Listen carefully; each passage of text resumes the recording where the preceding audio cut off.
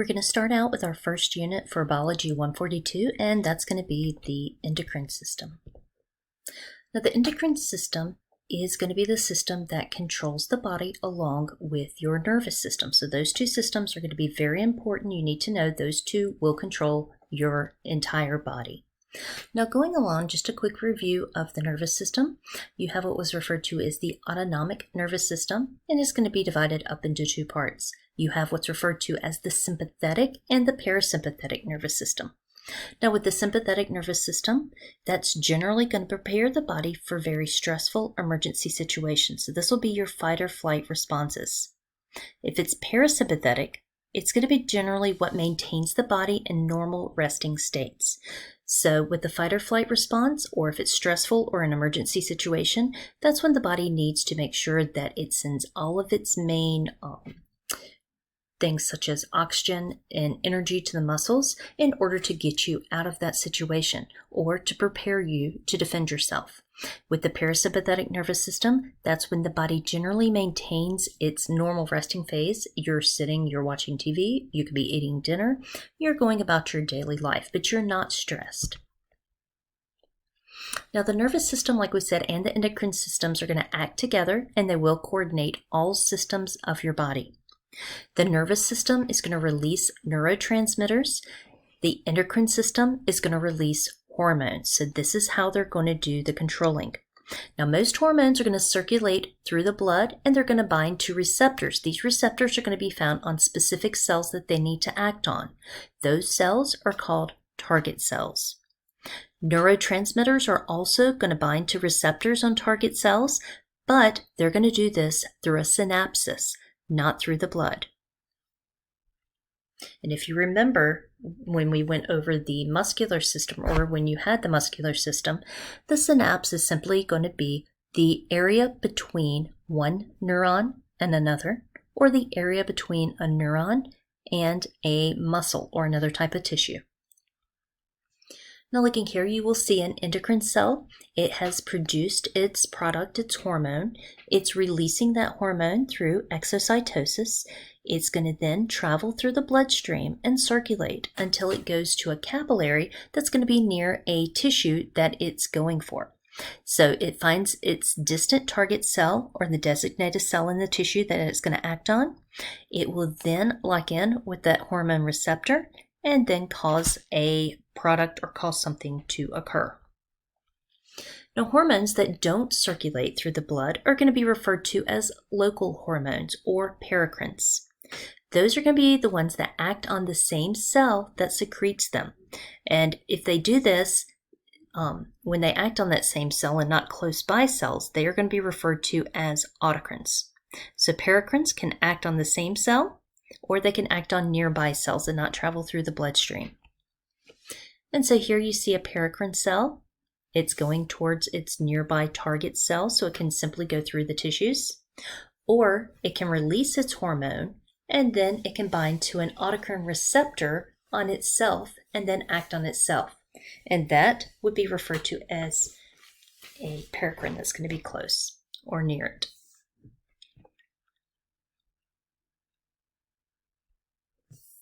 Now, different characteristics, looking here, we can see how they're going to interact.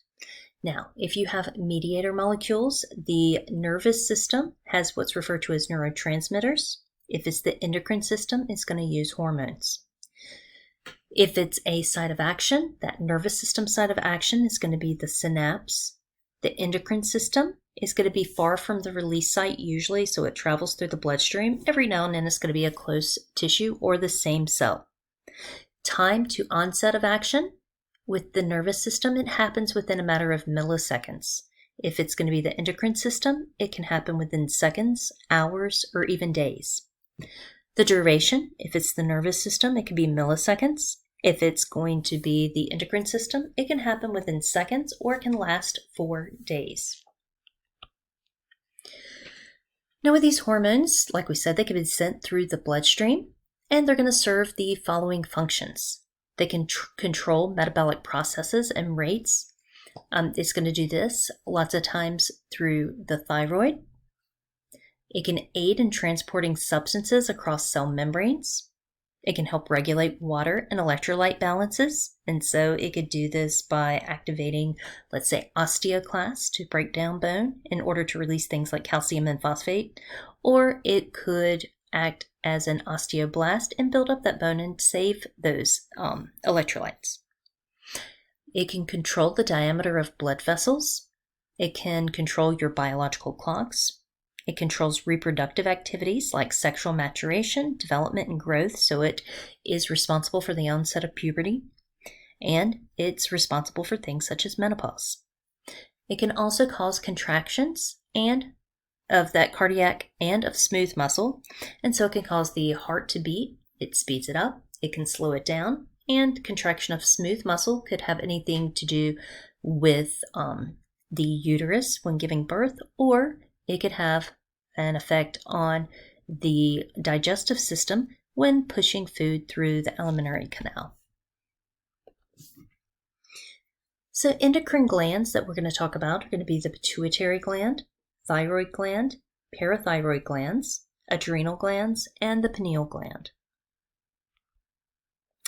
Other organs and tissues which are going to secrete hormones are going to include the hypothalamus, thymus, pancreas, ovaries and testes, kidneys, stomach, liver, small intestine, skin, heart, adipose tissue, and the placenta. All right, so looking at these, some of the hormones that are going to be released by these different areas. With the thyroid gland, you have the thyroxine, which is going to be T4, you have T3, and you have CT, or the calcitonin. With the adrenal glands, within the medulla part, you're going to have epinephrine and norepinephrine. In the cortex section of the kidneys, you're going to have, not the kidneys, but the adrenal glands, you're going to have the cortisol, corticosteroids, cortisone, aldosterone, and androgens. With the pancreas, you're going to have insulin and glucagon being released. With the heart, you can have atrial natriuretic peptides, or AMP, and then you can have the BMP.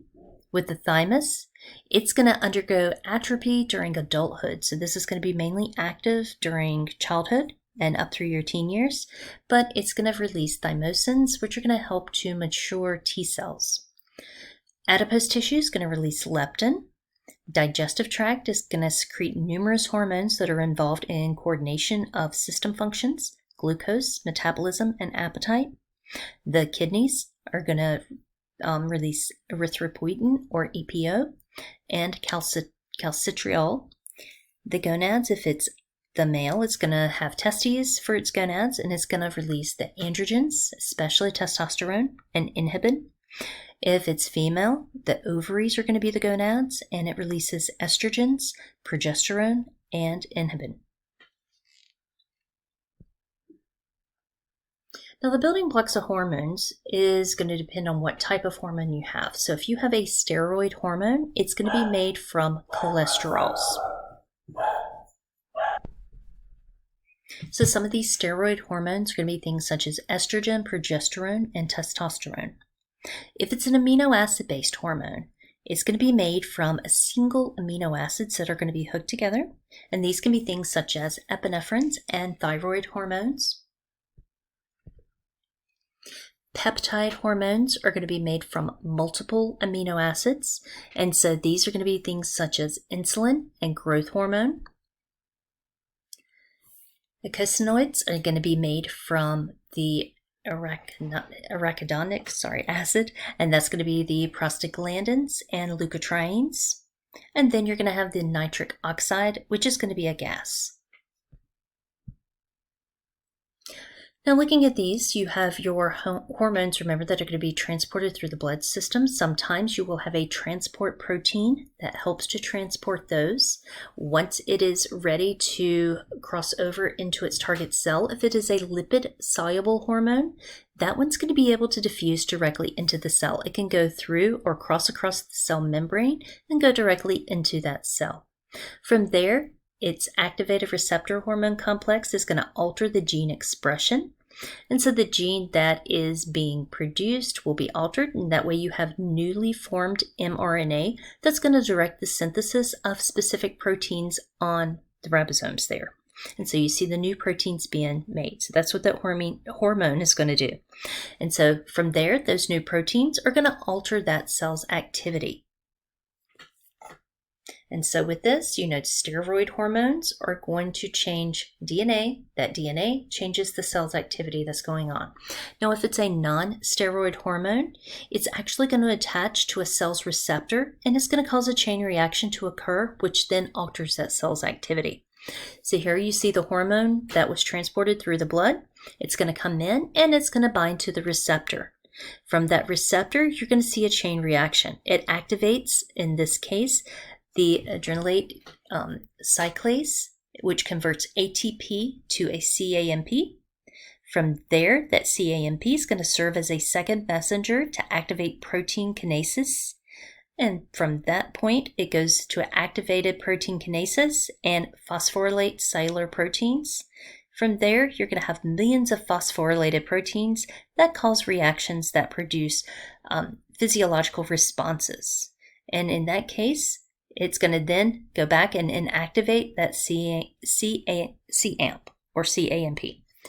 And then once it comes in again, if you have more of that coming in, it just constantly goes through this process. So that's how it's going to alter that cell's activity. So looking at these, you have your responses. The first one, over to the left-hand side, you have that stimulus. It's going to disrupt homeostasis by increasing, let's say, controlled blood or control conditions such as the blood pressure. Those receptors there, which are baroreceptors that are going to be found in certain blood vessels, are going to take this to the brain. The brain picks up on it and it decides what to do. And so it's going to send a nerve impulse out, and that's going to be referred to as the effector. That's your response that's coming out. That response is then going to act on things such as the heart and the blood vessels, which are going to cause it to decrease the heart rate and cause it to dilate or open up those blood vessels. When it does that, that is going to cause the blood pressure to decrease. That decrease the blood pressure then returns the body back to its homeostatic balance, and everything is returned. So that's going to be when it goes against what it's doing. That's going to be referred to as a negative feedback loop, if you remember from Anatomy 141 or the first part. Now over to the right-hand side, you're going to see what's referred to as a positive feedback loop. So here, the stimulus is going to be contractions on the wall of the uterus because the baby's head has come close to the cervix and is now starting to push on the cervix. This is a control condition, so it's going to stretch and push against that cervix. The receptors there are going to pick up on it. That input or nerve impulse goes to the brain, which is going to make a decision. The output or the effector that's going to come out, that signal is going to tell those muscles in the wall of the uterus to start to contract. That contraction is going to continue to increase to the point to where the baby is expelled. So it increases what it's doing. You had the contractions which started this, and those contractions increase and get stronger until the baby is expelled. Once the baby comes out and then the placenta comes out, then it's going to return to its natural homeostatic balance and it will stop from there. But since it increases what's going on, this is going to be a positive feedback loop. Going into the pituitary gland, this is going to be considered the master control gland of the endocrine system. So this is the one that is going to control other things being turned on and being turned off. It's actually only going to be about the size of a garden pea, and it's going to be housed in the salica turcica, which is found in the sphenoid bone in the middle of the head. Anatomically and physiologically, it's going to be divided into two parts. You're going to have what's referred to as the anterior pituitary and the posterior pituitary. The hypothalamus is going to be slightly above it, and it's going to secrete what's referred to as releasing or inhibiting hormones. These hormones are going to control the release of hormones by the pituitary gland. And so they're going to reach that pituitary gland through a section which is called the hypophyseal portal system. Now looking at this picture, this shows you the pituitary gland. Depending on how that pituitary looks, you might see it in this picture, where it's facing this way, or you might see it flipped to where it's facing the other side. So looking at the pituitary, your hypothalamus is going to be above. It's going to have what's referred to as neurosecretory cells that are going to secrete a hypothalamic releasing hormone. It's going to go into the blood. Notice from that blood system, that capillary system is going to flow through what's known as a hypophyseal portal vein. And it goes to this anterior lobe of the pituitary. From the anterior lobe, it's going to have secretory cells there that are going to be in that gland that are going to be activated by what's being released by the hypothalamus. As it traveled through the blood system, it goes into those cells, and then those cells will then release their product into the capillary bed, which then flows through the body to specific target cells. That's going to be on the anterior portion. The posterior portion, notice how it is smaller and it is sitting a little bit higher than the anterior. This is one thing that you're going to need to notice because these pictures may flip-flop back and forth. So you need to know what's the anterior, what's the posterior. So with the posterior, it's going to be smaller. It's also going to have these neurosecretory cells that are going to have a long nerve fiber that comes down through that posterior lobe of the pituitary gland.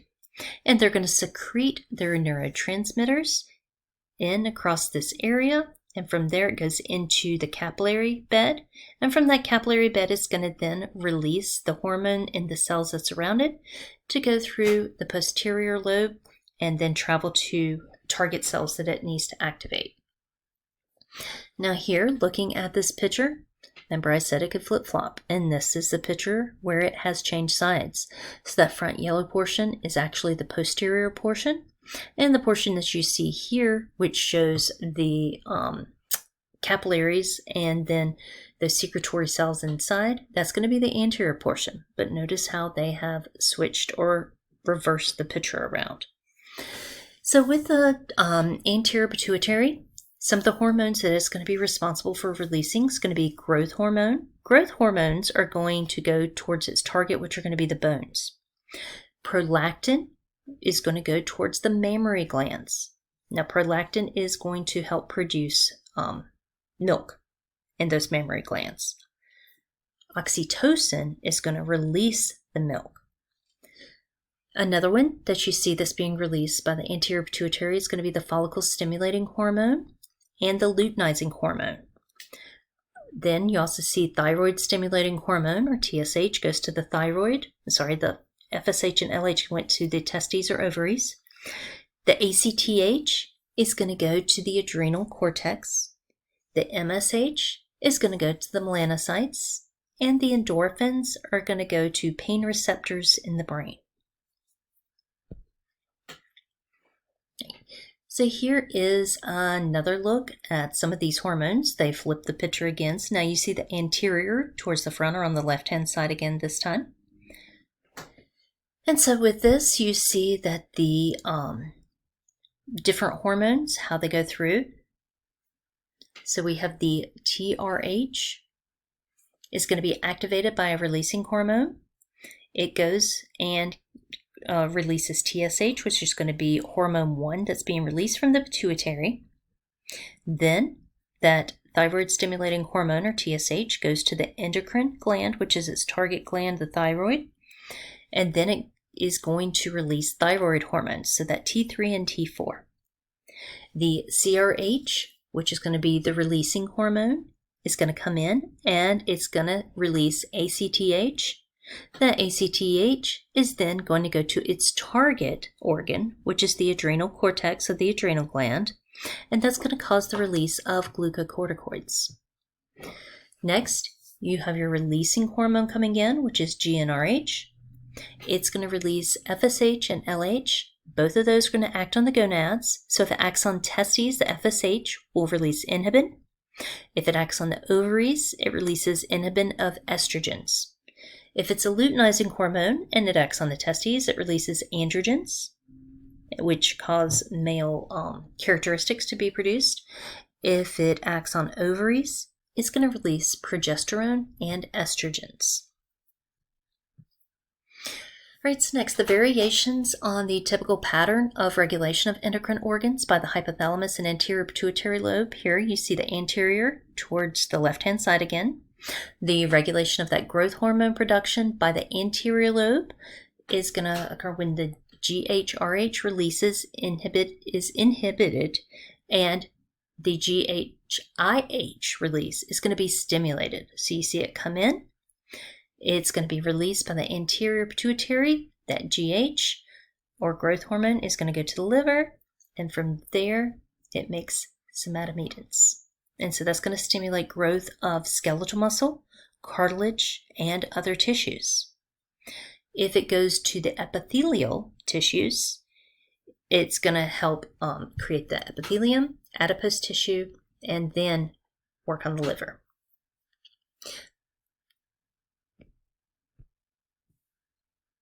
Now here, this is going to show you both parts of that pituitary. You have the anterior pituitary.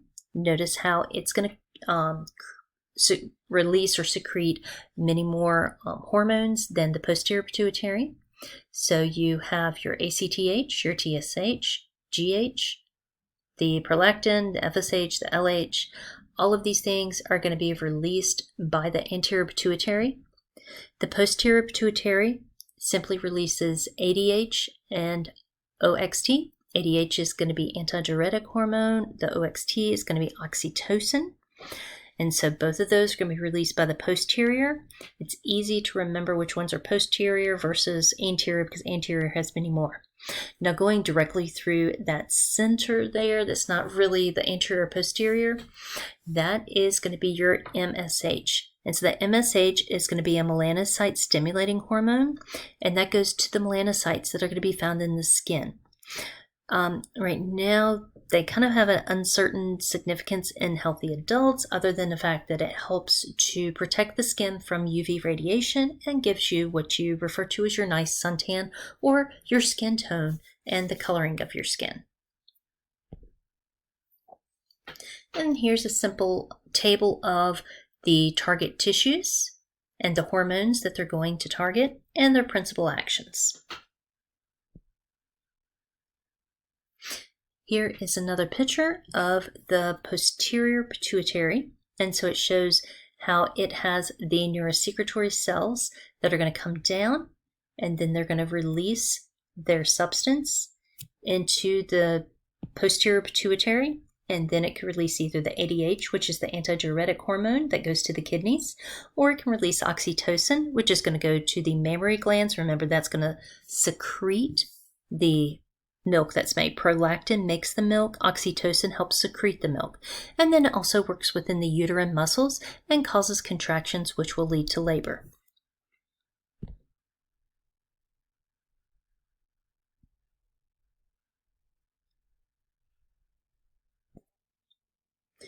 Right. The control of ADH, or antidiuretic secretion. So hypertonic blood is going to cause a shrinking of osmoreceptors.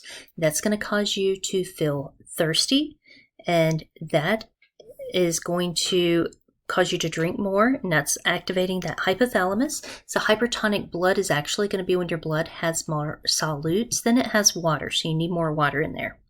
Nerve impulses are going to be sent to the neurosecretory cells in the hypothalamus. Those in turn are going to go, and ADH is going to be released by the neurosecretory cells into the posterior pituitary. That posterior pituitary is releasing the ADH into circulation, so then it gets into the bloodstream. The antidiuretic hormone is going to increase the permeability of collecting ducts in the kidneys to water, so they're going to start to reclaim water or reabsorb water that's going to be in the collecting ducts that was being put into the filtrate, which would make urine. Instead, is pulling it back into the capillaries and putting it back into the blood. This is going to raise the concentration of water in the blood, and the high water concentration is going to cause the hypothalamus to decrease ADH secretion. So pituitary and endocrine disorders. First, you have diabetes insipidus. This is going to be caused by a reduced production of antidiuretic hormone, or ADH. This is going to cause excessive urine production, so it causes you to constantly go to the bathroom. The water that you take in is going to constantly just be filtered through the system and not sent to the different tissues that need it. This also causes excessive thirst because those tissues need it, so you're going to continue to drink, but it's not going to be able to feed them. So the treatment for this is going to be desmopressin. That is a synthetic antidiuretic hormone. So even though we refer to this as a type of diabetes, this one does not have anything to do with blood sugar levels. This one has to do with water in the blood system. Our next one's going to be pituitary gigantism and acromegaly. These are going to both be caused by excessive secretions of growth hormone, usually due to a tumor on the pituitary. Now, pituitary gigantism, like we see here in these twins, is going to be a childhood form. And so basically, the body's going to be secreting too much growth hormone in childhood, and it's going to cause you to grow much taller. If it's going to be a form known as acromegaly, this is going to be an adult form. And so this is excessive human growth hormone that is secreted during adulthood, so after you finish growing. So if you see this man here, you notice that he is almost about 5'8", so he's not excessively tall, but his features have started to grow again. And so with this, you'll see an increased frontal bossing or larger forehead. You'll see a brow furrow start to form, enlargement of the base of the nose, and a thickening of the nasolabial sulcus that comes around between the cheeks and the nose. You'll see thickening lips, the parotid hypertrophy or the sides of the face start to enlarge, and you lose your oval facial features, and it kind of turns more of a square. So with this, mortality is going to be up to 2.7 times normal if it is left untreated. Most of the treatments are going to be like a somatostatin analog injection that is going to be a current type of care in the US. Some common symptoms and signs are going to be headache, supraorbital bulging. You can have vision defects, sleep apnea, thyroid hypertrophy. You might have cardiomyopathy or hypertension. You could have an enlarged colon or colon polyps. Organ megaly in the liver, kidney, and spleens. That's going to mean that these organs are going to grow larger. You might have enlarged hands. These people tend to have carpal tunnel syndrome and start to grow skin tags. You could have hypogonadism, and so where everything else is getting larger, the gonads actually are going to shrink in size. You might have arthropathy or problems with the joints and enlarged feet. Looking here, we're going to start talking about the thyroid gland. If you notice this, it is going to be a butterfly-shaped gland. That's how it's often referred to as. Notice how it is located right below the larynx. The larynx is going to be your voice box. On each side, you'll have the sides or what's referred to as the wings, and through the center is going to be the isthmus. If you look over to the right-hand side, it's taking a section of that tissue. The center's open section is referred to as the colloid. Around that colloid is going to be the follicular cells, and all the cells that are around the follicular cells are referred to as parafollicular cells. Now, each of these are going to make their own substances or secretions. Here you see a cadaver's thyroid gland. Notice how the thyroid gland is going to be well vascularized. This is going to be important because those hormones need to travel from the pituitary to the thyroid and from the thyroid to other portions. So looking here to the left-hand side, you're going to see an artist picture. Over to the right-hand side is actually going to be a slide or a histology slide of these cells. So first, looking at it, notice how the C cells, these are going to be your parafollicular cells. And then the follicular cells are going to be around the follicle or the colloid. Now these are going to be cuboidal epithelium cells that are going to make up the follicular cells. Now the thyroid gland hormones are going to require the amino acid tyrosine and iodine. These hormones that are going to be made by the follicular cells are going to be T4 and T3. Both of these are going to be very important. Their importance is that they increase the basal metabolic rate. That's going to be the amount of energy that the body needs just to run its basic systems. That's not going to be energetic energy that it needs to do things such as walk or run or any activity. This is just the base that's going to run the body. They also help maintain normal body temperature. They stimulate protein synthesis, increase the use of glucose and fatty acids for ATP production, and work with human growth hormone and insulin to accelerate body growth. So what's going to happen? The hypothalamus is going to release TRH, or what's referred to as thyroid-releasing hormone. The pituitary gland is then stimulated to release thyroid-stimulating hormone, or TSH. The thyroid gland gets this hormone and is stimulated to release thyroxine. The thyroxine is then going to cause an increase in the metabolic rate, which increases the aerobic respiration in the mitochondria. Remember, the mitochondria are responsible for making your ATP. Making this is then going to increase heat production, and then that heat production in turn increases the body temperature. And so looking here, you see how the hypothalamus creates the TRH. The TRH acts on the anterior pituitary. It produces TSH, which goes to the thyroid.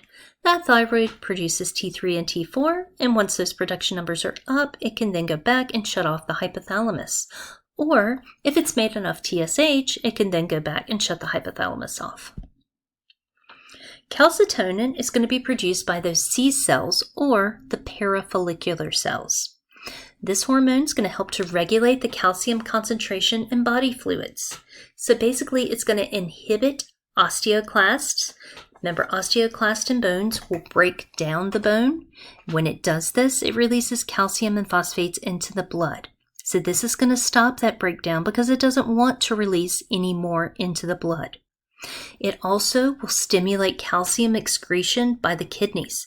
So when the blood gets filtered through the nephrons, it's then going to be pushed out into the collecting ducts, and there it's going to help push some of this calcium out so it can be released in the urine.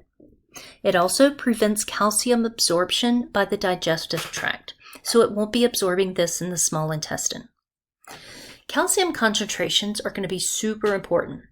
If you have low calcium levels, that can cause cells to intake in their sodium ions, making cells very excitable, and that can actually cause convulsions or muscular spasms.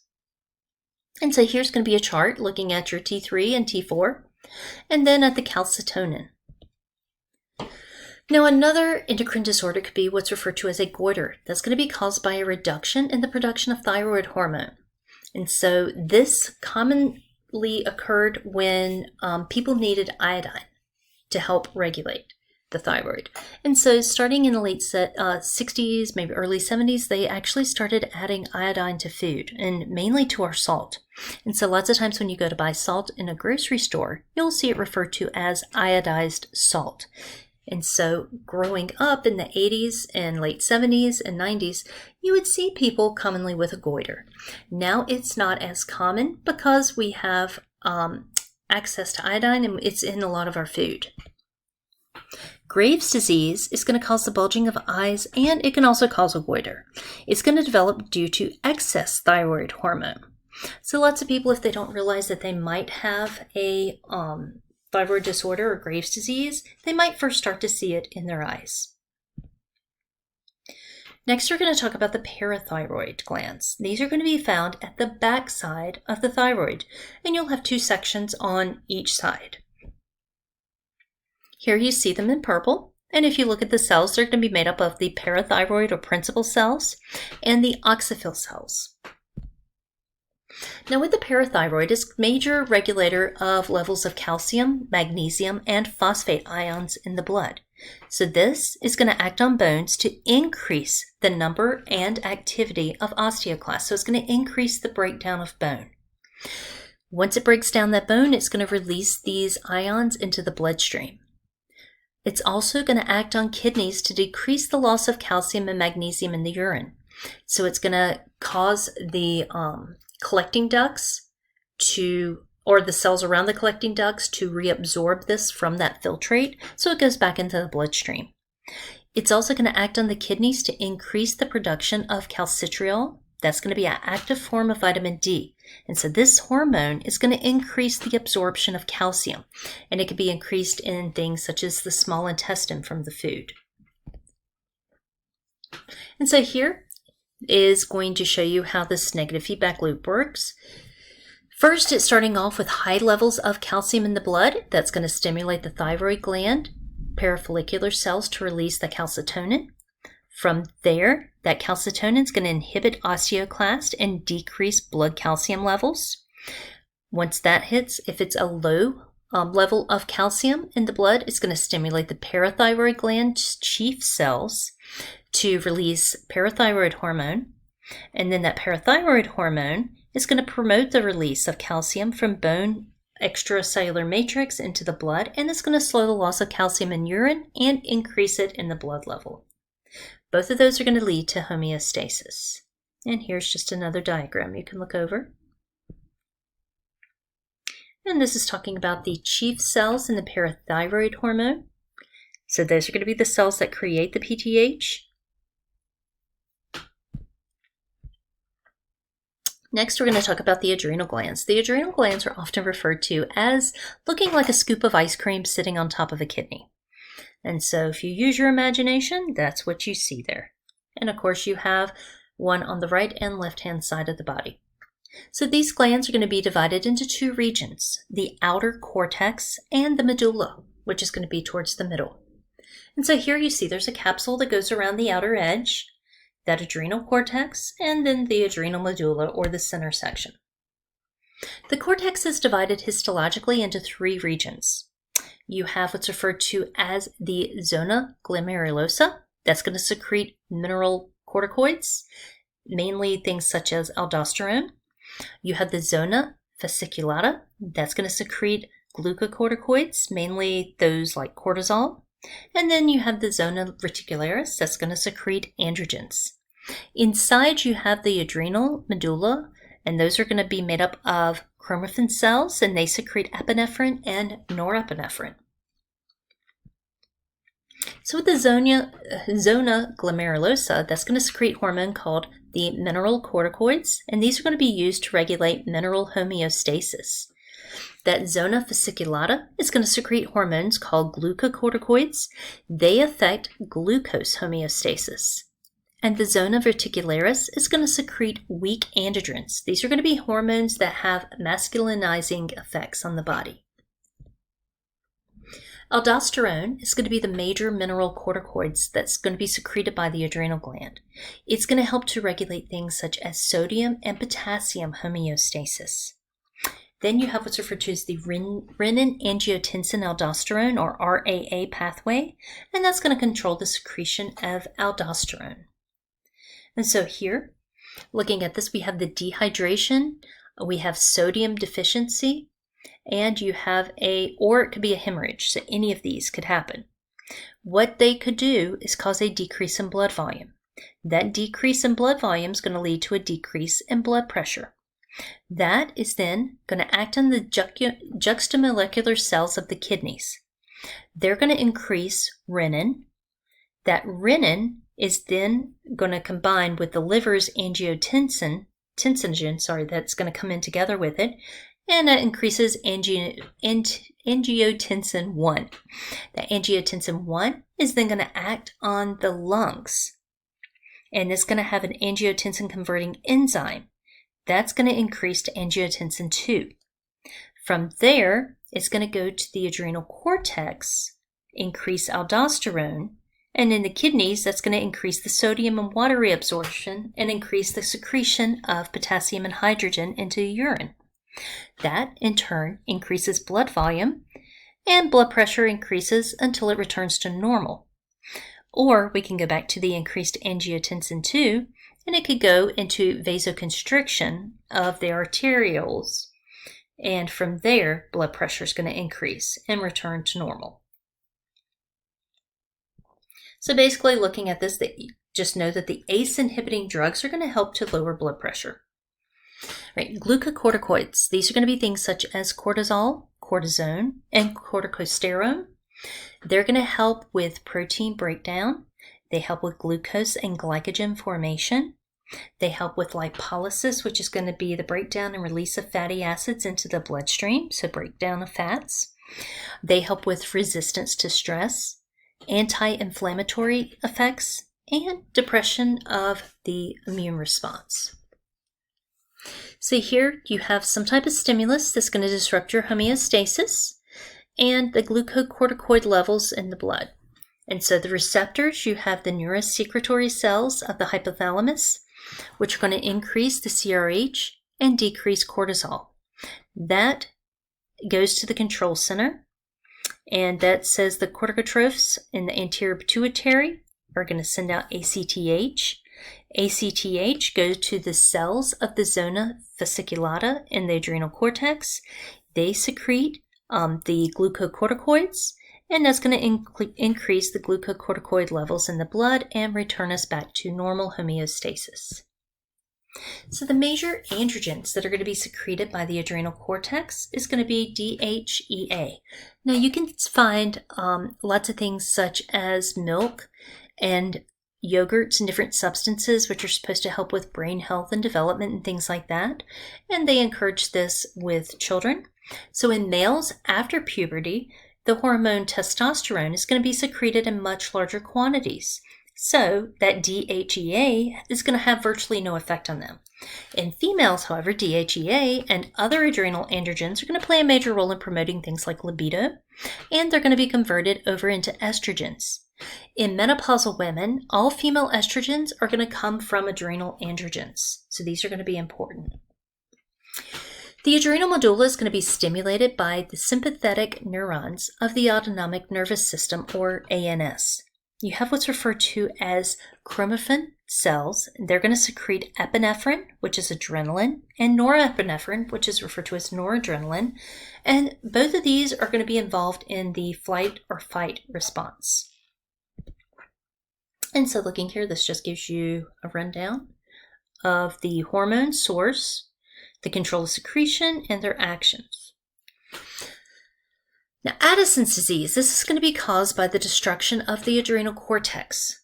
This causes a loss of glucocorticoids and aldosterone. So here you see the adrenal glands are not producing sufficient enough steroid hormone here.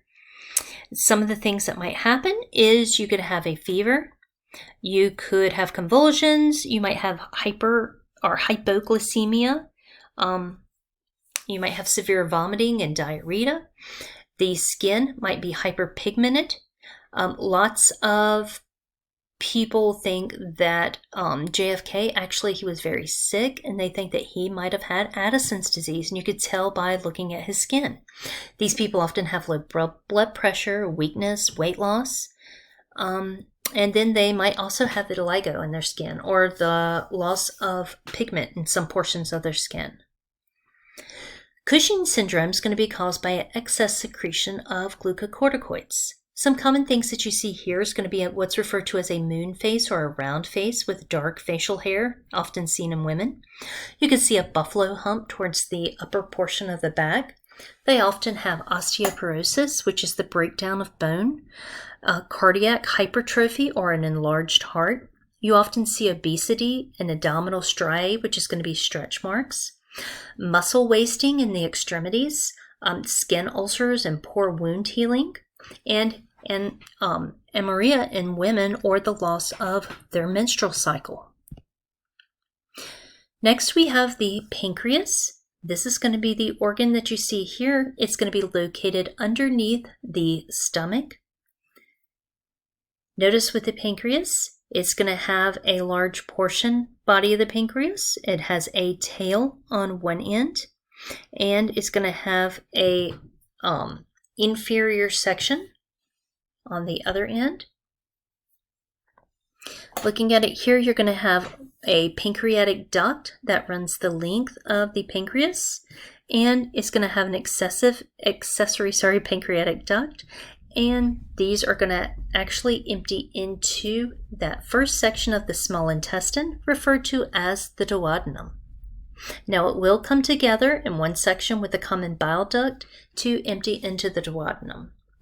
Now, exocrine functions here, they're going to produce many digestive enzymes and an alkaline fluid, so it's going to help to bring up the pH of the chyme that's coming out of the stomach or the digestive food. So it's coming out very acidic, so this is going to help to bring that pH up.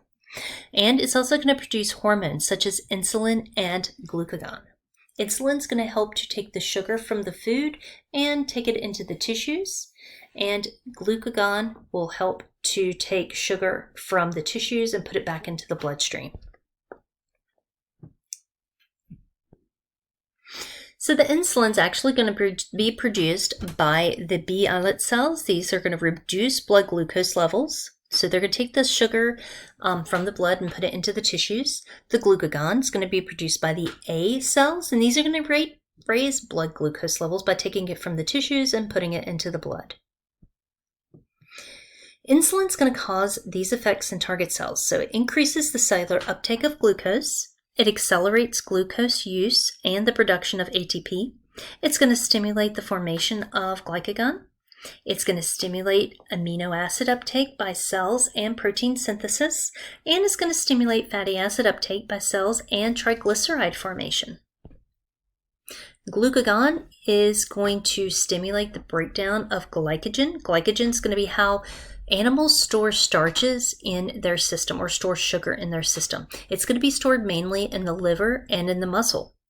It's going to stimulate the breakdown of triglycerides, and it stimulates the production and release of glucose through what's known as gluconeogenesis.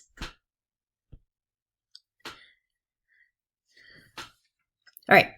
So going through here, we have low blood glucose levels, which was referred to as hypoglycemia. That's going to stimulate the alpha cells here to secrete glucagon. That glucagon is going to act on liver cells to convert glycogen into glucose and form glucose from lactic acid and certain amino acids. That glucose is then going to be released by the liver cells and raise blood glucose levels to normal. If blood glucose levels continue to rise, then hyperglycemia is going to inhibit the release of glucagon. If you have hyperglycemia or high blood glucose levels, that's going to stimulate beta cells, and that's going to secrete insulin. So the insulin is going to act on various body cells to accelerate and facilitate diffusion of glucose into the tissues or into the cells. It speeds the conversion of glucose into glycogen, increases the uptake of amino acids, and increases protein synthesis and speeds synthesis of fatty acids.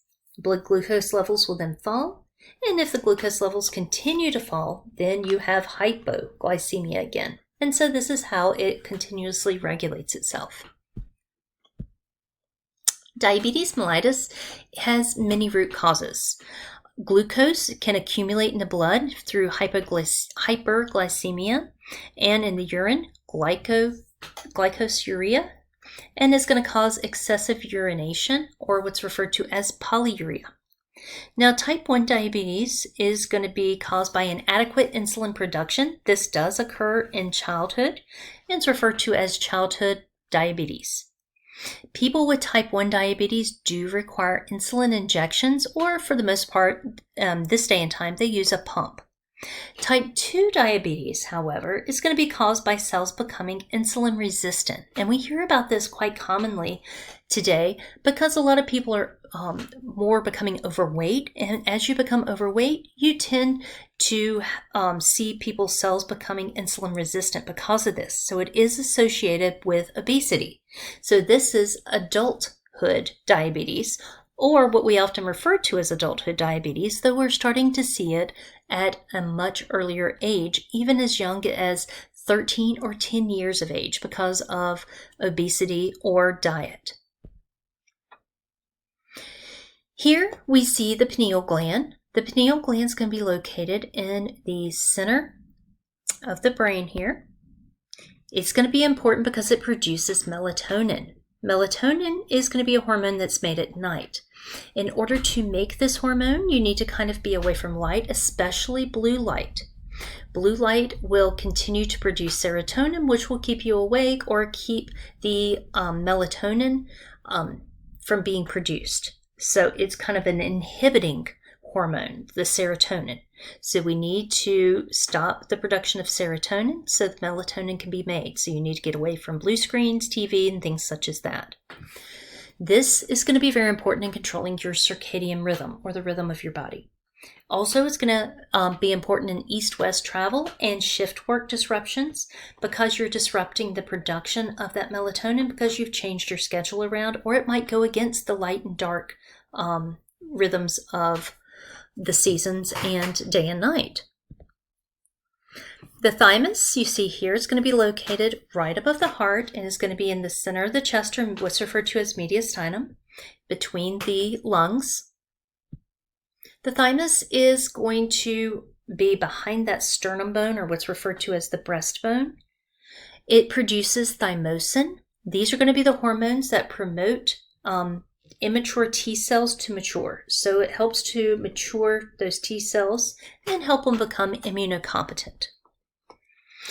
Kidneys are going to produce the hormone calcitriol, erythropoietin, and renin. Now with calcitriol, that's going to stimulate calcium and phosphate ion absorption in the digestive tract. It also stimulates bone reabsorption by osteoclasts. Erythropoietin, or EPO, is going to stimulate red bone marrow to produce red blood cells. And then renin is going to convert angiotensinogen into angiotensin-1. And so here you can go through.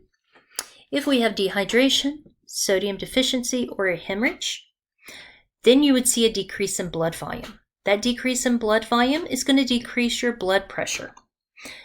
That decrease in blood pressure is going to lead to the juxtamolecular cells inside of the kidneys to increase renin. The increase in renin along with angiotensinogen is going to increase angiotensin-1. That goes to the lungs. Your lungs are going to have what's referred to as ACE, or angiotensin converting enzymes.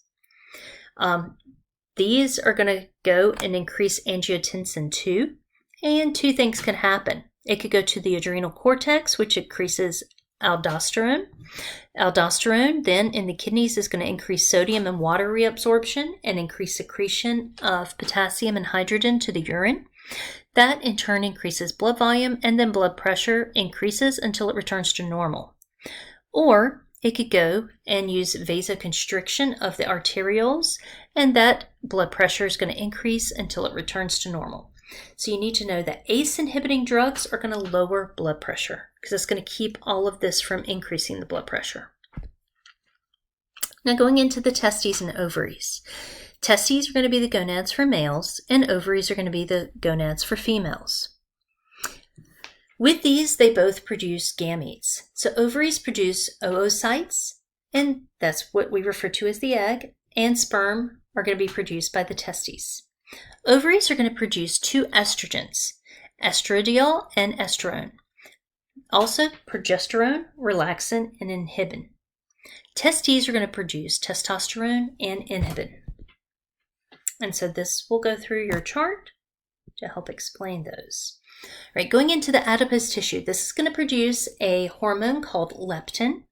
That leptin is going to act on the hypothalamus and inhibit appetite. Leptin must be present for GnRH to be made and released. And that's your gonadotropin releasing hormone. Thin girls commonly will enter puberty late because they don't have enough adipose tissue. An increase in body fat can actually improve fertility up to a point, but if it becomes too much adipose tissue, then you go back into a decreased fertility.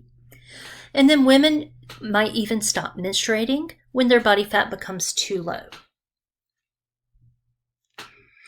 The heart is made up of cardiac muscle tissue, and that's going to make and secrete natriuretic hormones when excessively stretched. And so that's usually during high blood pressure.